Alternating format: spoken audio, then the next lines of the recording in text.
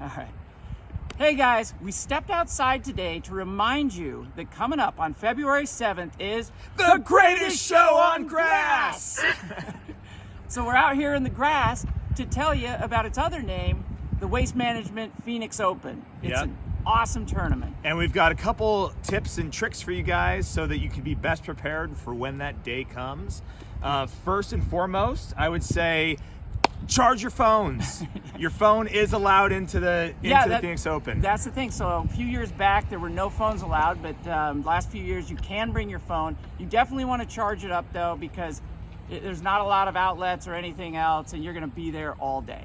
Yep. So make sure you charge your phone, your AirPods, whatever like that. You can bring it. Yeah. Be respectful, obviously, to others when you do so. Yeah, they're super strict on bag policies, like most sporting events these days, but even more so.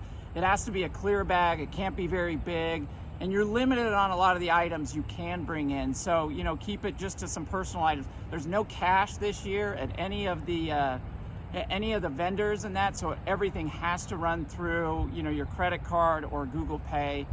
That's another thing to keep in mind. Yeah. Parking? Parking, yeah. Parking's important. There is free parking. One thing that I like to personally do is I like to Uber or Lyft to the event because I don't want to have to deal with parking or getting on a bus and traveling in there. But, certainly, there is free parking there, so you don't have to worry about that. Yeah, and the reality is, it's a huge event, and it is a S show during parts of the time as far as getting into it and getting out of it. So when you're Ubering, you got to be prepared to spend the day. It's not somewhere you can easily get in and get out, but it's a great tournament. You can get general admission passes that get you all over, or a lot of people, like to buy a greenskeeper pass that comes with food and drink and your own area to watch golf, and you still can get all over the course.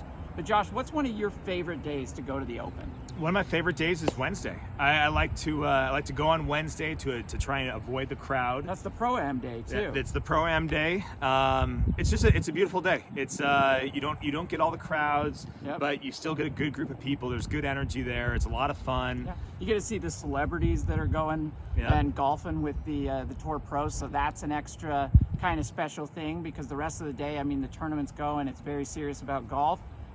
Wednesday is an amazing day to go. Yeah, and I would say if you are going to go, make sure you wear comfortable shoes. This is not a place to wear your stilettos.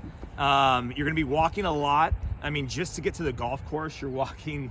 Feels like a mile into the event. Yep, there's buses from a lot of the parking lots, and they move pretty good on the way in. Going out, it takes a little longer waiting in line.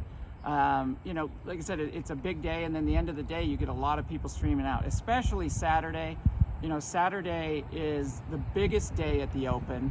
Sunday, which is the final round, is actually about the same crowds as Thursday in most years. So Sunday's a great day to go out if you want to really take in the golf and you don't want quite the party atmosphere that Saturday brings. Yeah, keep in mind Sunday typically is the Super Bowl. Yep. There's been a few years where it has not overlapped, but I believe this year it is overlapping on Super Bowl again. So if you do go, you might be missing the Super Bowl or watching it on one of the TVs there. Yeah, and you can have like an ultimate sports day where you go to the Open in the morning and you're there all day and you leave in time to catch kickoff, most years. So that's another thing. But there's, it's a great event that our city puts on, brings a lot of people into town. Don't forget about the concerts at night. Yeah, we love it. Bird's Nest. Yep. The doors open for that at 3:30.